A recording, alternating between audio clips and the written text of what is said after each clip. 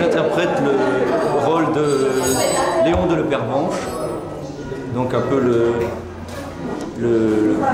l'animateur et le protagoniste principal des manifestations, des grèves, des cheminots avant la guerre, et puis qui va peu à peu prendre un peu de bouteille et finalement s'entendre avec le vieux père Vergès pour devenir député finalement en 1946 et puis faire voter la loi de départementalisation entre autres. Alors c'est un personnage qui est ici un personnage romancé, disons, mais qui a un fond historique très très fort et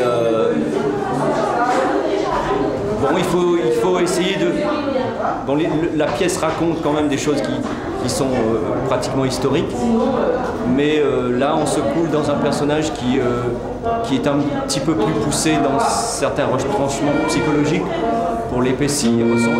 Sa relation au docteur Papa, par exemple, très oedipienne, sa relation à Paola aussi, sa famille qui est du milieu des prostituées, etc.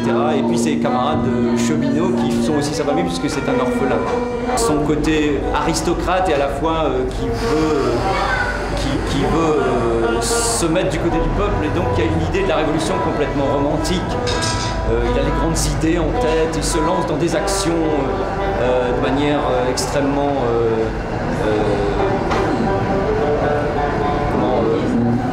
idéaliste, voilà exactement, idéaliste, et puis il est confronté à la dureté et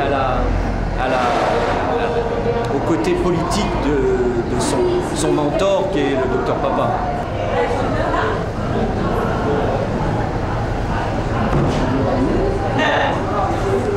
Ça va.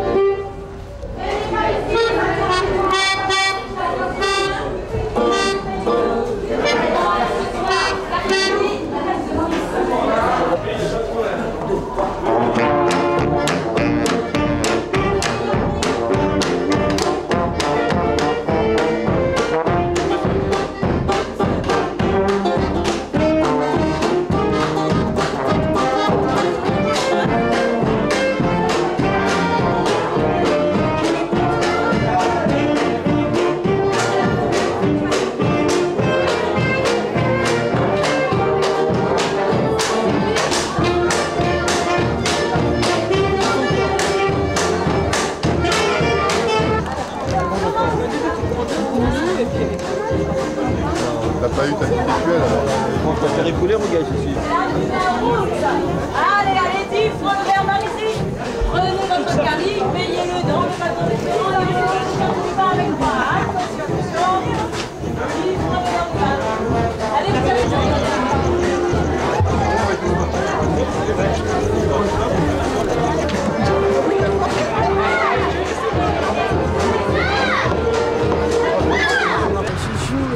Maria-Madeleine, dite Géranium, baptisée Géranium par les filles de chez Paola.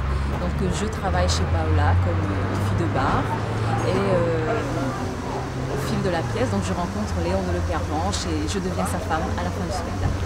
Une belle histoire d'amour alors. Voilà. C'est une femme assez trouble, déterminée, qui est un peu ambiguë, pas mal garce et qui arrive à ses fins et qui a un côté pauvre fille en même temps, donc j'aime bien ces contradictions. On s'amuse bien en jouant Lepervenche? Ah oui, beaucoup, oui. C'est un spectacle entier. Alors, mon personnage, c'est un personnage cheminot. Les cheminots, ils s'occupent un peu de la réparation des trains et tout ça. Et puis sinon, je suis un peu le secrétaire de Léon de Lepervenche dans la pièce. Est-ce que ce personnage a existé? Ben, je crois que c'est un peu comme les secrétaires qui existent et qui existaient un peu avant, mais je ne sais pas s'il a vraiment existé. Mais le seul personnage pour moi qui existe vraiment, c'est le Pervenche et puis tout ce qui tourne autour. Mais Gaston, c'est un personnage mythique, c'est un peu un aide pour le Pervenche.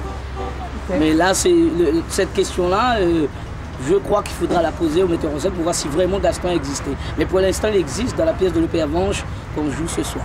Ok. Est-ce que tu peux me dire ce que tu aimes dans ton personnage?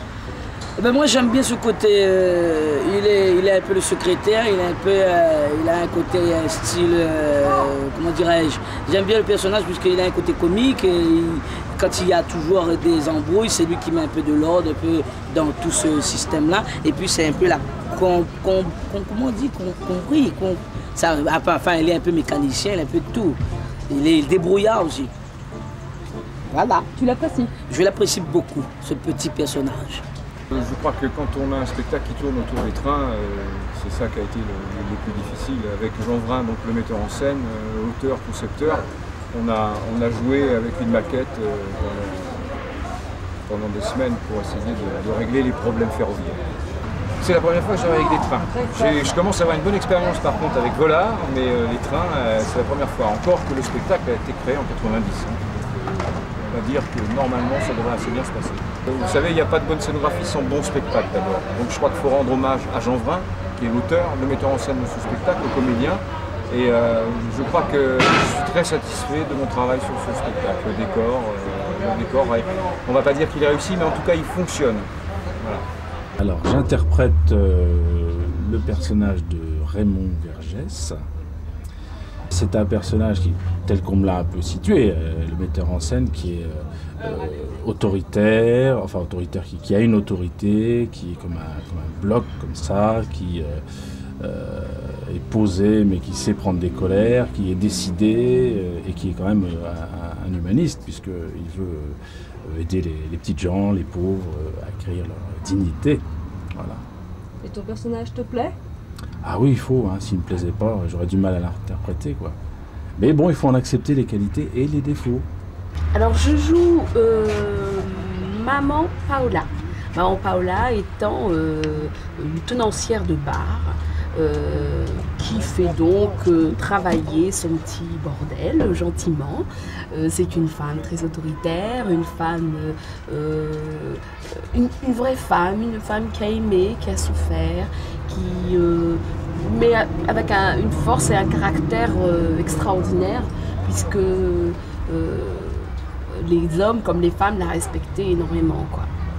Elle est un peu la mère de tout le monde, et notamment la mère de Léon le Pervenche, le personnage principal, qui est un orphelin. Et donc c'est vrai qu'on retrouve ce côté maternité avec Jasmin, avec Léon et avec ses filles. Parce que ton personnage a réellement existé. Oui, c'est Paula Crusoe du port. Elle tenait un petit bouge, quoi, là où tous les marins venaient passer leur soirée et où tous les jeunes gens de la bourgeoisie venaient s'encanailler les week-ends. Donc voilà. Alors ma dernière question, qu'est-ce que tu aimes chez ton personnage? C'est sa force, son courage, parce que c'est une femme qui n'a pas été heureuse, hein, quand même, faut le dire, mais qui s'est battue comme elle a pu. Et donc elle a ce mérite-là, et elle a su se faire respecter. Elle est morte réellement dans des conditions un peu atroces, hein, toute seule, personne, tout ça. Mais elle a été un personnage. Je veux dire, quand on parle de Paula du port, c'est quelqu'un. Et tu aimes jouer ce personnage? Ah, tout à fait, tout à fait. De toute façon, si j'aimais pas, je l'aurais pas fait, mon ami. C'est difficile. De toute façon, on apprend à aimer ces personnages. Même si au départ, on peut, parce qu'on peut arriver sur un projet, on propose un personnage qui ne disent pas grand-chose, mais on apprend à l'aimer en répétition, avec les autres. Et moi, de toute façon, je n'ai pas appris à l'aimer, je l'aimais.